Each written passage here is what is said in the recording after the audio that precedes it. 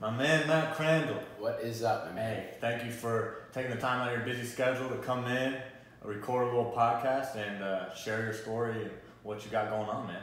I appreciate you having me, man. I think that this is super cool what you're doing. We talked about it briefly, just about getting some people in here and letting them expose themselves to whoever wants to hear about it. So this is sweet. Yeah, let's get it. So, for all the people who don't know who you are, give us a little background on yourself. So I'm a physical therapist, and I'm from upstate New York in a small little town south of Buffalo. Nothing but woods and not many people. So from the middle of nowhere, I have 3 sisters. So I grew up there. I went to school at Ithaca College, which is in central New York, near Syracuse. So I went there for 5 years there. My bad. Fuck. Forgot something. What happened? My bad to cut you off. No, what happened? My mic was on, it wasn't on the right setting. Oh, we're good. Yeah. Start over. Yeah. Yeah. It was on this setting, just me. So now it's boom, boom. So this one was a little bit. I got you. Oh, okay. You looked over, you saw that it wasn't picking up. No, we're good. We're good. Yeah, it was just very light, and so that would have been something that would have Not been fun to listen to. it would have. Wait, Yeah. what's he saying? Yeah, it would have been. I've had to do that before, where I forgot to record on this, but I had that, and then I had to tweak I just had to strip the audio from the phone. And it just didn't sound as good from the phone. Right. So, yeah. But,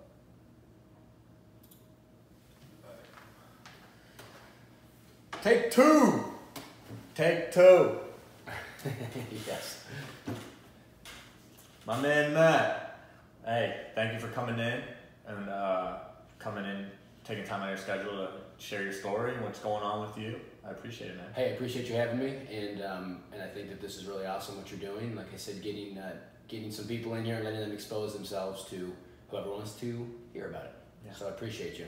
Hey, I'm excited for what you have to share. So for all the people who don't know who you are, give us a little background on yourself.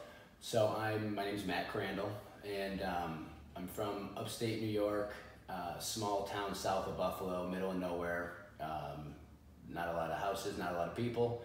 I had 3 younger sisters growing up, so there's 4 of us, and I grew up in a pretty athletic and active household. We all played sports, and so that was kind of growing up. That's kind of what we spent a lot of time doing, really just staying active. We had a big yard, and we all got after each other. Well, I was the older brother, and I had 3 younger sisters, and that was it. I ended up going to school to Ithaca College, which is in central New York, just near Syracuse area, and I ended up playing football there for 4 years, and that's where I went to physical therapy school. Dope.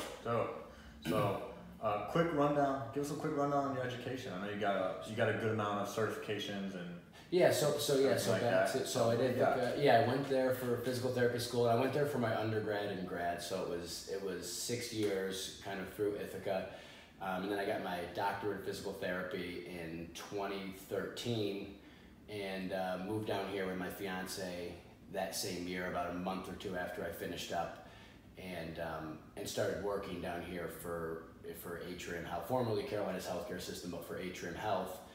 And the idea was to come down here to get out of the weather. I'm from Buffalo, and it's snowy and cold, and yeah, I kind of had enough of that.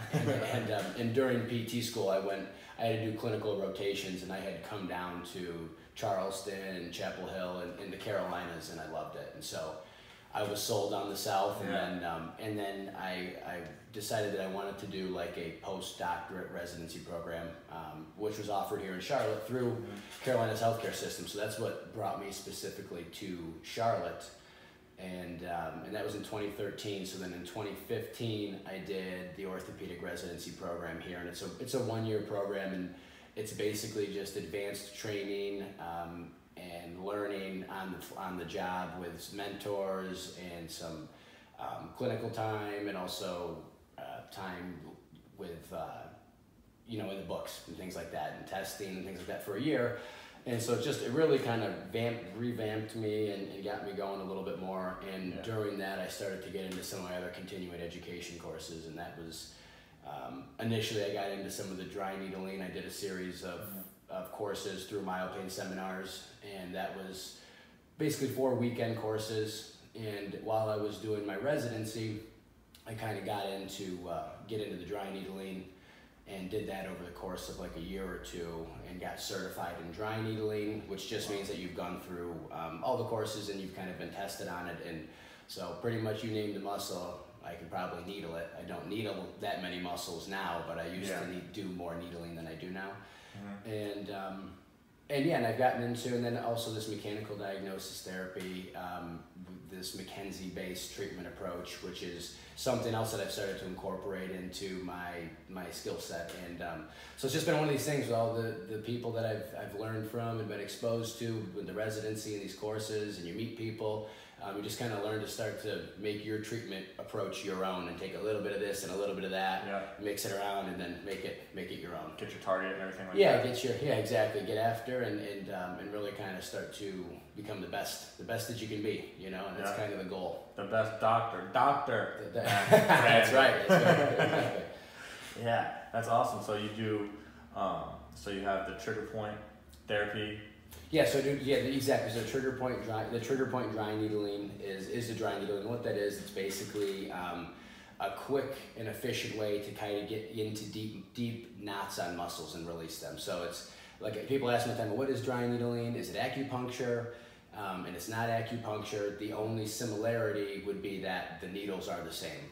What's happening with the needle is completely different, and the thought and theory behind what's happening is completely different. So I know I have dry needle, you felt the dry needling, and so anyone who's had acupuncture and dry needling, they know that it feels different. And really, just to make it simple, the thought with acupuncture is it's based on the chi of the body and things, and I'm not super familiar, so I can't speak to that, but it's based on acupoints throughout the body, and the idea is you go after those acupoints, and it kind of helps correct things in the body, whereas dry needling is we're going into the muscle, we're finding knots in muscle, and I'm going after these muscles that are locked up that have specific referral patterns. So it's a totally different thought process, and the whole experience would be totally different between the two. Yeah. So that's the trigger point dry needling, which is, I think, a great tool. Okay.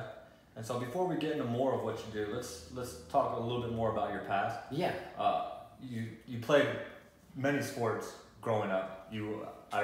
I read correctly, ice hockey, baseball, basketball. That's right. Yeah, in high school, like I said, I grew up in kind of just an active athletic family. So through high school is one of those things I was fortunate enough to be exposed to. Just I exactly like you said, I played football, baseball, basketball. I wrestled a little bit in middle school, and it was one of those things where, looking back, I wish I would have continued wrestling. But it was in middle school, the way my school was set up, it was like you could do basketball for half of the winter sports season, and then wrestling. So the idea was to kind of let you expose yourself to both worlds.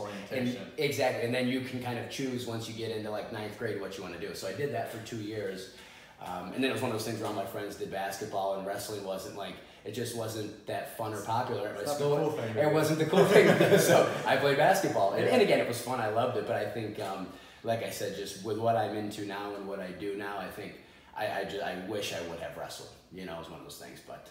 Yeah, that's awesome that you were exposed to all those. Yeah, exactly. And like sports. I said, so then anyway, I played baseball and football, and realistically, going up through high school, I thought I was going to play baseball in college, and it probably was my better sport.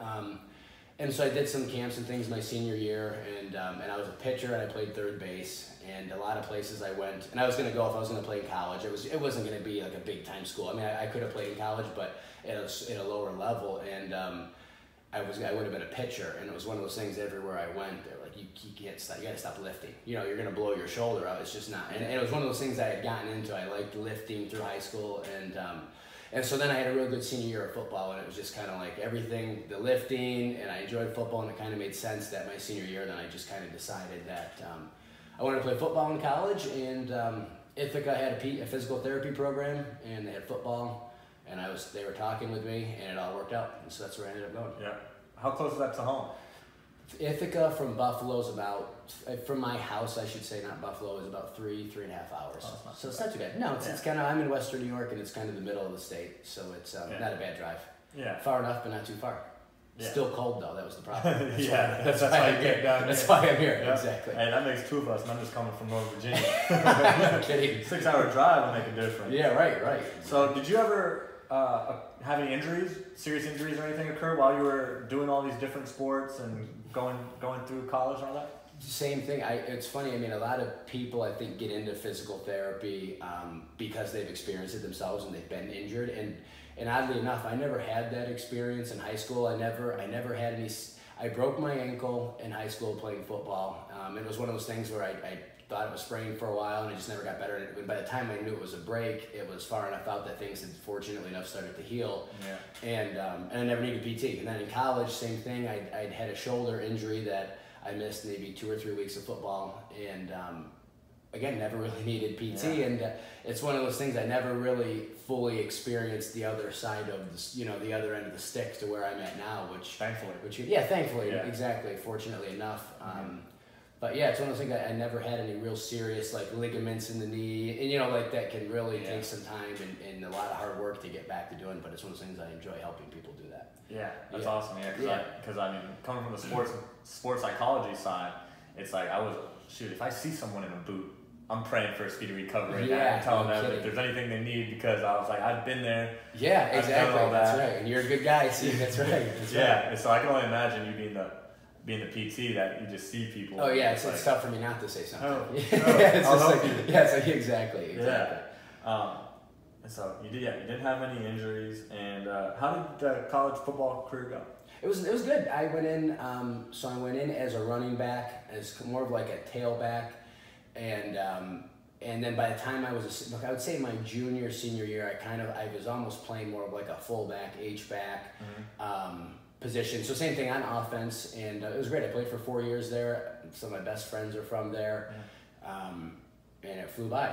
It was one of those things that flew by. But no, it was great. And so for the 4 years, I was there for 6 years. So for 4 years, I played football. And then it was kind of like after football ended, my fourth year, I still had 2 more years of PT school.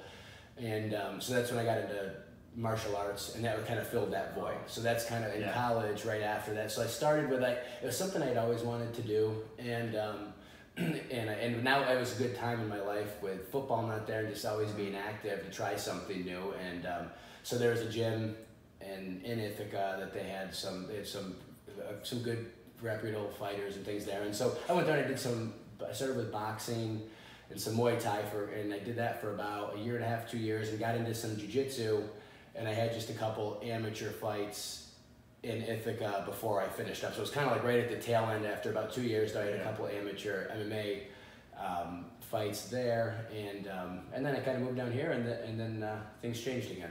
Was it hard juggling the school? Because I know PT school coming from my school, the sports science school, that those are some tough classes, and really apply yourself. Was it hard juggling all those classes as well as the sports and everything like that? It's one of those things that you live and you learn. But my freshman year, I went in through high school. I just never really had to study. I got through and I got pretty good grades and never had to study. And then I hit like a brick wall in my freshman year when I got getting like a D and buyout, just in things that had never happened. And so my freshman year, I had to like kind of buckle down and revamp, and it's good, especially with having sports in your life. I mean, you have to learn to manage your time or it's not going to work. So you have to make a choice. And I think with sports and with that community that you can get, kind of like, it's almost like a fraternity. So people have been in, which I wasn't in, but that same idea of having a group of guys, you being on wrestling. I mean, the deal, but you've got a bunch of guys that you can help each other out, and so it makes it easier. You're all in the same boat, and you've got other PTs. Yeah, there's not, there's a couple other PTs that are doing the same thing, and it's like, hey, we're on the same schedule, and we're gonna have fun when we can, but it's not gonna be all the time, And so it flew by, but it was tough, and it's funny looking back on it. It's like, I did that, but there were times when it's like, man, this is brutal, and we've all been there, like hell weeks, and you just get through them, and it is what it is. You knock down another wall and keep going. Shoot, I was in the same boat when I left. Well, I was at Virginia Tech before I went to West Virginia. Basically, almost flunked out there. Yeah. And then transferred. West Virginia was like, hey, we're gonna clear your GPA. Here's a beer. Welcome to Morgantown. Fresh start. Fresh start. Yeah, no, that's it though. And I think that happens to a lot of people, but it is, you got to learn how to manage your time. You know, and I think that if you get that foundation in college there, if you don't have it in high school, which some do, I mean, my sister, I mean, they do, you know, I think maybe they learned from me, but, you know, I think if you get that foundation, it just go moving forward in life, you've got that kind of mindset and you know that you can't do everything all the time and you've got to give and take to kind of be successful and get where you want to be in life. Yeah. You know, and you know that. Love it. 100%. Love it. So we briefly touched base on the dry needling portion. Mm-hmm. You can go into more depth if you'd like, but discuss some of the other services that you provide. Yeah, so I do physical therapy. So physical therapy can mean a lot of different things to a lot of different people, and it all depends on like your personal experience. And so for me, I like to do a lot of manual therapy. And then start to mix in some therapeutic exercise and some of the neuro re-education, which is just kind of like reteaching your muscles and joints and things how to move after an injury or after there's some trauma. Yeah. But that was a big part of me doing the residency, was to get the manual skills and things like that, because that is a skill and it's something that takes time to hone in and get better, and years of kind of feeling the same muscle over and over on people. And so the residency really kind of jump-started my manual therapy kind of career. And so that's kind of that's one thing I really like to do, and that's not all I do, but I like to really get things opened up and moving. And then it's like, then we can get into the Therex and the fun stuff and things like that, and things that some people think that's what PT is. Some people think PT is and pull on bands for 30 minutes and you're done. Yeah. Which to me, that's not PT, you know? I mean, it could be part of it, but there's you hear some bad stories with certain things, and everyone has a different experience. Yeah. But I like to stick with the manual stuff, and then I get in. So I do, like, I think like you asked me earlier, but I dabble with cupping a little bit. Not a ton. It was one of those things where I in school never learned about it a ton, and was exposed to a little afterward. But it was one of those things, I think Michael Phelps like put cupping on the book, you know, and it was one of those things where after everyone saw like the hickeys all over his body at the Olympics, everyone's like, I need cupping. You know, and so that's kind of like I learned cupping and I started using it, and I think it's a good adjunctive modality, like the dry needling, like some of the other stuff. Yeah. If you use it in the right place and the right time, I think that there's some good benefits and added value with some of that. Yeah, and so you said people pulling the bands and stuff. What's the difference between that and your manual therapy that you were discussing? Yeah, so when I say that, it's kind of like there's like this factory PT world that exists, which I can't stand, and it's basically like you go to physical therapy and there's one PT and he's got 4 people that he's babysitting running around, and you're pulling on bands and they're pulling on bands. There's no time for manual because you got to talk to 4 people and you've got 4 people ask. And it's a world that I've never worked in, fortunately, and that's a testament to Atrium Health and Carolina's Healthcare, that it's always been one-on-one. So I'm able to do that manual stuff, and that's not the case though. And here in Charlotte, and anywhere you go, there's PT factories. But if you've never been to PT and you end up sucked into a PT factory, that's your impression of PT. Yeah. As you go there and it's like, and it's kind of like gets to the point where it's like, why am I not just doing this at home by myself? And if that was me, I'd be thinking the same thing. Why don't I just go home and pull on bands if that's all we're doing here, you know? Yeah. And so if there, and it's, the thing is, I don't want to make it sound like that's bad, pulling on bands, but that's not all it is. And and for some PTs, that's what it is, and some patients, that's what they think it is. And there's no manual component. I think that's where the real art of adding the manual in, getting some people don't need as much, so we do get to the bands and the exercise stuff sooner. And but it's tailoring that to you, and it's not a factory. It's not like you come in and your shoulder hurts and here we go. It's like, get the sheet out, go do these in the corner. You know, that's to me, it's just silly. You might as well just go on YouTube and start Googling things and throw something at the wall and see what sticks. So is it similar to, are they the same exercises as the, like, so if you have the shoulder, you're still going to be doing lateral raises, but you're going to be manually getting resistance instead of a band, or like, how does that work? So that would be kind of like a neuro re-education. It's almost like if I want to manually get in there, I can cue the muscles a little differently and help things move a little bit differently, as opposed to like a band with resistance. Yeah. But when I say manual therapy, I mean more or less like, I like to get in, I like to look at the soft tissue, look at the joints, see how things are moving, see how you're moving, what's not, where are things getting thrown off a little bit, clean all of that up, and then let's go start exercising. you know, and start getting things so it starts to stick. But if we just jump to that, and there's things that are clearly wrong, and things that there's muscles that are tight, and things that can't move, and you know, there's just so much, you just can't really get too far with the exercise. And then it's kind of like, well, how's PT going? Well, I'm like, I think I'm doing better. And it's, you know, it's kind of like when you get done with it, it's like, I guess I'm doing a little better. But, you know, for me, it's like, let's get this thing fixed. Let's get everything cleaned up, and then let's get to the exercise. Because I unfortunately hit a bunch of injuries, especially ankle injuries in college. And so I did a lot of the band exercises, the weighted, where they put the little thing on the bottom of your foot, the weighted ADCs, things like that. And so we didn't. And so when you say like these factors, that's kind of what I was put into, but I didn't really understand the manual part. And that being said, like I recovered great, so right. Exactly. Not knocking on by any chance. And the factory comment is more or less like you and it's one PT and like 3 or 4 people. You know, I mean, to that, there's no matter how hard you want to work, you just I can't really monitor you and make sure you're doing things right, or I don't have time to get in and loosen that muscle up because I got 3 other people asking me questions. You know, so that to me, that's what I really like, and that's the only way I'd ever work is just one-on-one, where I can spend time with you, I can see you and see what's going on, and really get to the bottom of what needs to happen.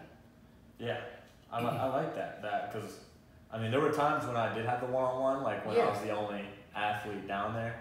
And I mean, and I think that athletic trainers and stuff do have a big play because they'll have 6, or no, maybe not 6, but at least 3 different sports, 4 different sports, kids coming down at the same time, different schedules. They get put in that situation. But that one-on-one time that I did have was always like where I felt like I was getting the most out of, because they do some stuff that's like, wow, you never did that when the room was full. Now exactly. That's right. It changes a little bit, exactly. And the thing is, there's a time and a place for you to, you know, and there's a time and a place for you to be there with 3 other people. Once you're doing pretty good, and it's like, okay, we've got some specific exercises we're working on, that's okay, you know. But if it's like that every single time, it's just like, you know, it just, that seems crazy to me. And it's popular and it exists. And again, it's a world I fortunately never have had to work in, or really, but I have friends who have, and I know that how that goes, and it's exhausting and not really satisfying, because you know, it's just kind of like it's something, if you're just pumping people in and out. It's like you don't get to know somebody. I want to know you. I want to know what's going on. What can't you do? Why can't you do that? When does it? You know, and so if you don't have that time, I physically cannot do my job as good as I could otherwise. You know, and just really being able to, you say something to kind of, and then we end up talking about something that we would have never gotten to that was actually a big factor in what's going on. So you know, and so it's kind of really peeling back the layers. And if I don't have time to do that, and you know, there's 3 other people that I'm trying to monitor, I don't have time. If I want to, I couldn't even ask you, because I've got to ask, you know, I've got to deal with this.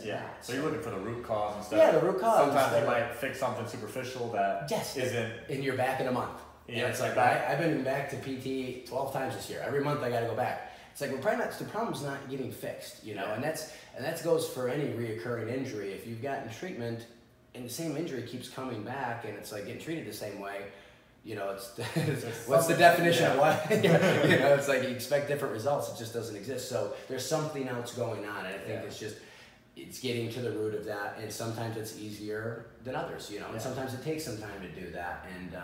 And it's just really being able to tailor treatment to the person, and that's what I love about what I do. And I couldn't work in a place where it was kind of like just a crapshoot, you know, and just go for it. That's when you get the guys that are gonna start living with that chronic pain because they said, I've been to physical therapy. That's right, and I hear this many times. Like, I've been to PT, and say, what'd you do? And it's like, okay, well, here we go. This might be a little different. So let's talk, and we'll start there. You know. Wow, that's awesome. So what kind of people are you usually giving these services to? Do you have a certain like you say target market or age group or anything, or is it just a broad spectrum? Yeah, I would say the average person that I probably treat is middle. I would say maybe 20s, 30s. They're active in the athletic community, but they also work at a desk, or they have to do some type of sitting. And so a lot of, like I would say, the hot commodities that I see all the time, and it's not going to stop anytime soon, is back pain and neck pain. And it's for a lot of the same reasons, and it's technology and tech neck, tech back, tech, you name it. You can do anything technology, so it's easy. People just have to get up. They can order whatever you want from, get it delivered right to your lap. You don't have to get out of your chair, And so just the people aren't moving as much, and kids have iPads, and they're like 5, and their head's like forward, and they're hunched over it, and they're like, they're 5 years old, and when I was, it's just starting even sooner. So now you're getting kids in high school who have tech neck, and it's like, I didn't have a cell phone. They didn't exist till I was like in high school, and so it's crazy just how things are shifting. But that being said, it's just the back pain, neck pain is there always, and will be there as long as we have technology and people are, head first into things, and that's kind of the biggest issue. Really. Have you seen the caveman picture? I have. I know they evolve and they get straight up. No kidding. That's true, man. Exactly. Yeah. I saw it with the Heelys were coming around. The Heelys, because kids weren't putting weight on their heels. Oh, Heelys, right. And then they were hunching over. Exactly. It's crazy. It's wild, crazy, man. Some little things tweak evolution. Right. In a crazy way. Like exactly. And so we discussed a couple common symptoms, but are there other things besides back that you see? I mean, I see. So I'm orthopedic based. So I see, and I'm certified orthopedic specialist. Yeah. So basically, I see a lot of neck pain, shoulder pain, back pain, hip pain, knee pain, anything orthopedic, which would be like bone, tendon, ligament, structural, musculoskeletal system. That's kind of my wheelhouse, and really, I see everything. I treat jaws to feet, to you name it. And if it's something that I can't treat, then I can maybe steer you in the right direction. And that's and that's one of the things too, is just kind of people don't realize who they should seek out for help when their back hurts. Who do you go see? I don't know. Most people think chiropractor, which is fine if it's a good chiropractor. Some people think PT. If it's fine if it's a good PT. So it's just really knowing where to go and kind of understanding what's going on with things. And you think that's personalized, that's individualized, where like there's not just one answer? Because I mean, there are chiropractors, there are PTs, all these different professionals in this industry that are doing different things, hopefully getting the same results. Yes, exactly, and that's right, and that's the hope, is getting the same results. And so, and people ask me all the time, what do you think about chiropractors? And I have no issue at all with chiropractors. The only person I have an issue with, and this could be a PT or a chiropractor, is like the never-ending treatment approach, in that you go see me, or Sam, whoever, and you come see me, and I sit you down and I say, okay, this is gonna, this is gonna take us about 4 months. I need to see you like 3 times a week, and it's gonna be $4,000, whatever.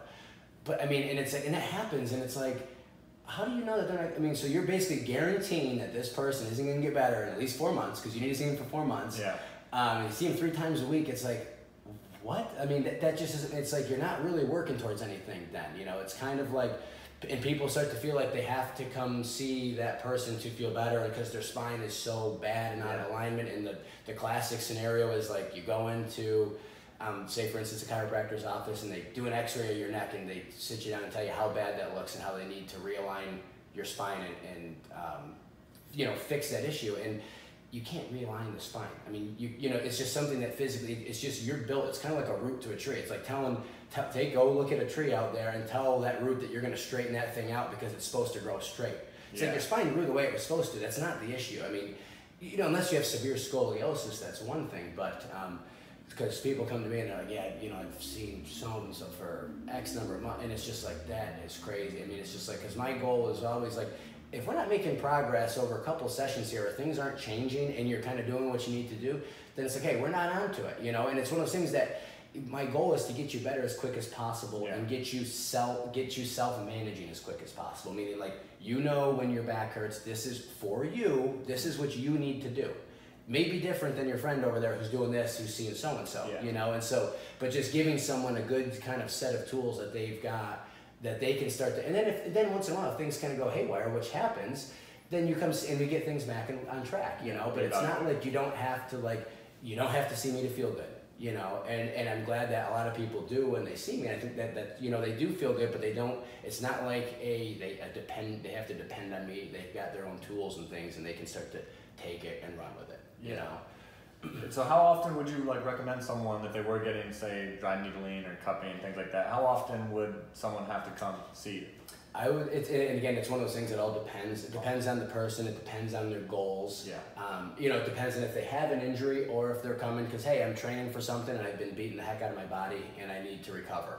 And so that person's going to be different. But generally speaking, I would say if someone has an injury, on an average injury, I usually like to see people at least like twice a week to start with. Yeah. And what that does, it gives me time to do stuff. It gives them time to do some stuff and let the dust settle. Come back where we at today.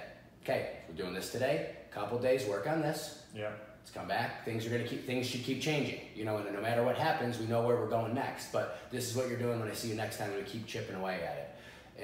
And so that can be different. Some people, it does take a session or two, and it's a quick thing, and it's just.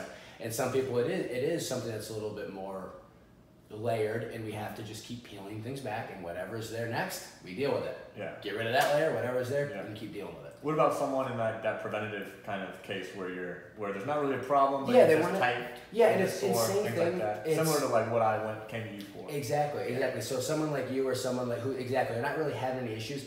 You could do it as much or as little as you wanted, honestly. I would say an average, someone who's like kind of like on a maintenance program or just maybe 2 or 3 times a month to start with. Yeah. And again, it just depends on like what's your timetable. When are you peaking? Like, do you have like an event? Do you have a marathon? Do you have something that's coming up that's like the goal? Yeah. Then we can kind of say, hey, let's start here, and then we can always ramp it up or down. But with all the treatment and things that I do, it's something that's not like I couldn't needle you more than X number of times. I could needle you every day if you wanted to. And I mean, there's nothing wrong with doing this stuff more. And that being said, sometimes it's overkill. Sometimes you don't need to. Like, 3 times a week for the rest of your life, I need to see you. That's crazy. Yeah. It's not me. But that's what some people, they just think like, man, my spine is bad, like it's gonna take a year to straighten this thing out, and someone brainwashed them on that, and it's like they're gone. They're already brainwashed. It's tough to get that person back to knowing that no, that's your spine. That's normal to you. That's not a problem, And but once it becomes a problem, then it's like you're writing checks to them, and it's fine with them. I mean, so it just turns into it's great for business for someone who wants to kind of tell you how bad things are and how they got to straighten things out. When there's no research that even supports that. It's just crazy. Yeah. But that's that thing that gets me, and that's why I keep bringing it up. But that's one of the things that I just don't agree with. The never-ending treatment approach. That being said, it's okay if like, hey, I just want to keep going anyway because it feels good, and that's different. But someone who has a hard issue and they want to get better now.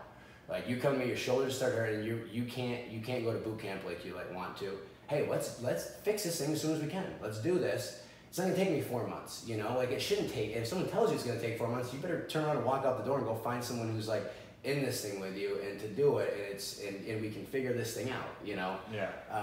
But some people it's just like the maintenance. It's like you said, the maintenance thing, where that's fine. Go see someone for a little while, and there's nothing wrong with that. Yeah. But I've heard people say things like, I gotta go see this. I gotta go do this. I can't do this until I do this. Right. Just talking about whether it's a chiropractor or anybody, and then it's like, man, it's like, what? There's gotta be something you can do, right? Right. Yeah, exactly. So you can do anything. What are you talking about? They told you couldn't do anything. That's the only answer. I know. Yeah. Yes, exactly. Yeah. No, I agree. And so how would you go about like making sure that this is the right treatment for that particular person, like rather than like sending them to a chiropractor or something like that?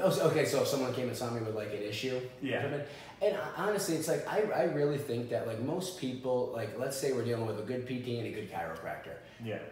Realistically, most people should do okay with both, and I can't say I've ever saw someone that said, hey, I can't treat this. I need you to see a chiropractor per se, because you can do I can do joint manipulation and stuff, and So there's never a client that you can't treat. If it's musculoskeletal, I mean, and that's not saying I can fix everyone, but there's a certain, they need to have certain X, Y, or Z for me to be able to treat them. Yeah. I can always do something for somebody, and I don't know how much till we get into it and see what we're dealing with. But there's always something, at least something we can do, and usually it's more, usually there's a lot we can do. Yeah. Sometimes you run into things where it's just things are different, and it is what it is, and maybe it's something that I can't fix, and that's something else that you kind of like, with experience, you learn that just because of PT, I can't fix everything. I wish I could, but maybe there's something structural going on. You know, maybe not, but we got to try this, and if this doesn't work, then maybe you got to go back to the doctor. So I'd say if I'm sending anyone anywhere, it would be like to the doctor. You know, go see your doctor to get imaging done or something if needed. But that's not the first line of defense. You know, walk in and see me, we X-ray your neck and say, "Oop, you're in big trouble. That thing is out of control. You're in for a long haul." You know, so, that happens. It's crazy. Yeah, that is funny. Shoot, I mean that one treatment that you did for me, I mean, it was eye-opening to me. I don't know if you remember, but how much I was laughing after you did my trap. Right. Because I thought my shoulder fell to the floor, basically. Yeah, right. I had never had my shoulder feel that low. I felt like I was a long neck now. And I was like, so like your shoulders. I was just rear naked choke bait, guillotine bait now because of how it works. But it was really eye-opening to me. And have you had that same reaction with other people? Yeah, it's funny with the dry needling, just in particular, but everyone reacts differently. Some people you know, it's just they just lay there and you wouldn't even know they're getting needled. Some people are screaming. I mean, it's both. Some people are laughing. It's a unique feeling. It's unique, and it depends on the muscle that you're needling. You know, the bigger the muscle, the more reactive it is, and you feel it a little bit more. Depends on the person. Depends on there's different needling techniques. So there's a lot of variables because. Yeah, I just saw you do this. Same thing. The flossing. There's a lot of different technique, and the technique matters with things, and so it's one of the same thing, and. Everyone has different dry needling experiences based on who dry needles them too. So that's a thing too that exists. Yeah. But you get all kinds of reactions. People screaming, laughing, swearing, loving it. Some people love it. You know, some people they love just knowing that it's gonna get released and feel good, and they'll like, hey, I feel pretty good. I just want to let's open things up. You know, and that's like more of a maintenance thing. Like, hey, I'm doing good, but I'm doing shrugs, and I've been shrugging for this month, and my traps are locked up. Let's open it up. Let's get in there and see what we're dealing with. Yeah, that's awesome. Yeah, I love that session we had, and I like the whole practice, do the cupping and everything. I mean, really kind of, even to my IT band, feeling a little bit better on just by opening up my quad and everything. It's It's a nice little practice and treatment that I think people definitely should look into. Agreed. I agree. For sure. I agree, man. So let's move a little bit towards your lifestyle. Yeah. A little bit. Yeah. How has the Charlotte health and wellness fitness community impacted you so far? So it's been wild because I haven't even really mentioned my own company yet, but it's basically, you know, I moved down here in 2013. Yeah, and, feel free to elaborate on that. So. Oh yeah, no, and so exactly. So I moved down here in 2013, and then I've worked for Atrium, and I still do.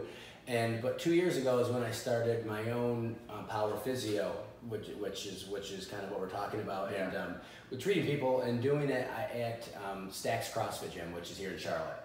And so that was, for me, it was kind of like, again, this is 2015, or when is 2017, right? 2017 is when I really I started doing my own thing early in the year.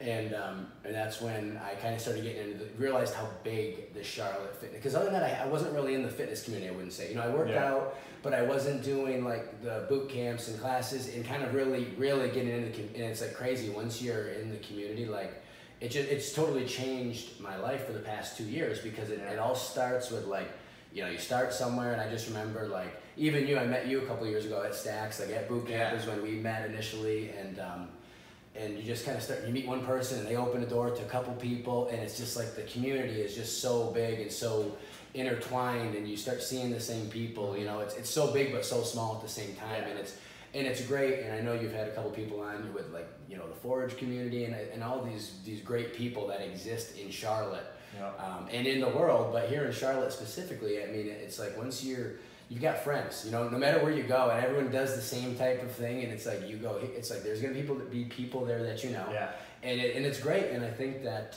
for me personally, it's just, aside from the PT stuff, it's just been so cool to just really get to know other people like me and like you know, and like us, and that really do the same thing, and you start doing things like you're doing all kinds of crazy shit. Like, you know, you're like doing aerial. I mean, like, you name it, you've done it here in Charlotte, and I think that's awesome. And I haven't done that, but you can get into so many things that a couple of years ago you never thought you'd be. You know what I mean? Like, there's so many. The options are endless as far as fitness, and if you want to go to a boot camp, if you want to go to a class, if you want to go to a gym, if you want to do martial arts, it's crazy. It's awesome. You know? Yeah, and it is awesome. Like it's funny when I have people who come to visit me. Yeah. It's like we go out and then I'm like, they're like, man, you know everyone. And then it's like, where do you know this person? Where do you know that person? I was like, oh, I work out with them. I work out with them too. Yeah, exactly. I work out with them. Well, you work out. Right. It's like everywhere. Because everyone's everywhere. I've tried everywhere. I like to think I have, but if there's places I haven't tried, I gotta, like, they're always on my list. Yes. I always have a list of things I gotta do just because I love experiencing new things. I think that's awesome. Yeah. If you ever want to do something and you might be, I don't know how you are with group fitness, but if you want to go dangle from silks and you feel right. I think that would be cool. I think that'd be awesome. Yeah. And you're the guy I'm calling when I want to do it. Holla at me. Right. We will. Gotcha. We'll get you. We'll get you in. We'll get you connected, and then shoot. Next thing you know, you'll be getting new clients from aerial fitness or wherever. Right. I've actually seen a couple, and that same thing. They're just like, they are flexible. It's crazy. Oh, those silks do a number on them. Loosening up, exactly. So if you knew Matt, you would know what? If you knew Matt, you would know that I am here. I'm loud sometimes. I used to be probably more loud, but it used to be one of those things where I'd be like whispering, and people are like, you weren't whispering. You know, like, everyone can hear you. Shut up. But I would say, you know, I just like, it's one of those things. I think you know that I was here. You know, I'm kind of sometimes a little loud and rambunctious, which is fun. I like to have fun, but I like interacting with people, and I like getting in the mix of things. And back to the whole fitness community thing, I think it's awesome just being able to get out and go anywhere and do whatever you want. Yeah, gotta love it. What is one habit that you do in your day that you would recommend for someone to get more out of their day, their week, their life? That's good. I would say one habit. So one habit would be, or routine. Yeah, no, exactly. Probably in a second. I mean, I have a couple little things that I've just started to do recently that I think have made a big difference in my life, and one is going to bed earlier. I've made a point to get to sleep earlier because I've started working out in the mornings, which is new to me, and I will never not. That's been changed. You know, total like day changing, life changing to me is starting to suck it up and go in the mornings to work out and get your day started. Yeah. But I think getting to bed early, getting up, and then I also, what I do, if I have time, and it's usually do a couple times, I can do like a little power nap in the middle of the day. Like at 10, 15 minutes, I lay down, get my feet up, and it's crazy. Like if I'm dragging in the morning at all or anything, if I can get 10 minutes, lay down in a quiet space, kick the feet up on whatever. And it's perfect for me because during the day I have like a treatment table that I can just kind of elevate the feet, and I can go in a room and it's like a bed. So it's nice, but that little power nap is like total. Oh. It's like day changing, life changing. Yeah. It really is. It's like you wake up and it's like, let's do this. It's a new day. I'm big on the 15s. Yeah, just a quick 15. Can't go more than 30. You get a little groggy after. After that, after 30 minutes of sleep and the nap, it's kind of like you gotta. That one will stump you, but if you can just pop right up on after a 15. Oh yeah. It's you feel completely different. You're it's like a cup of coffee. Yeah, 100%. It is. Yeah. It's rejuvenating. So I would say I'm glad you like that. The power naps. Get the feet up. I'm a big nap guy. Yeah. Honestly, like if we stop talking right now, I'm one of those guys. Like I can just fall asleep. I'm the same as you. I can like sleep like right now. Cars. And I can wake up right now too. It's like go with my dog. Like, what are we doing? Let's go. I love it.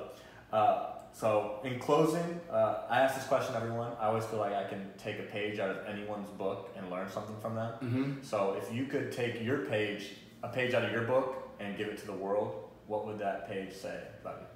I would say embrace the grind, you know, and just same thing, because just you can be as busy as you can be, but there's always time for people and things that you like, and you don't live to work. It's one of those things where you got to enjoy yourself, but embrace it.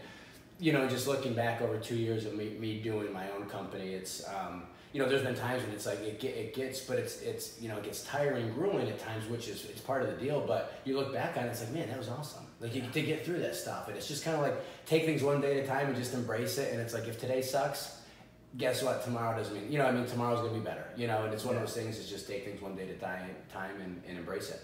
Love that. Yeah. I'm all about embracing the grind. That's wrestling 101. Yeah, is embracing the grind. Hey, you got 2 years, which is more than a lot of people. Yeah, that's right. Yeah. So where can people find you working out in the community?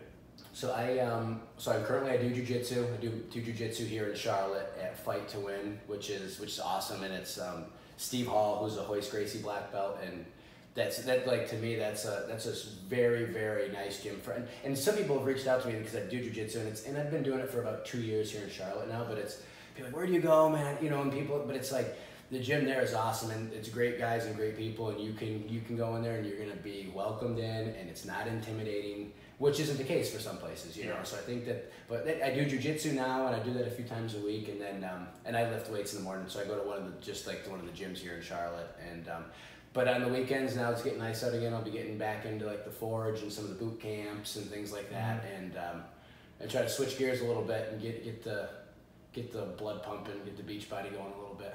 Are you going elite anytime soon? Not that I know of, but maybe. I don't know who's gonna con me into that next one. But shout out to Rob, because we're shaking in our boots right over here. I know, that was a tough one. Oh, it's elite season coming up. Elite season's coming up. Yeah. Oh, are you doing Carolina game day? Yes. Oh yeah. I'll be there too.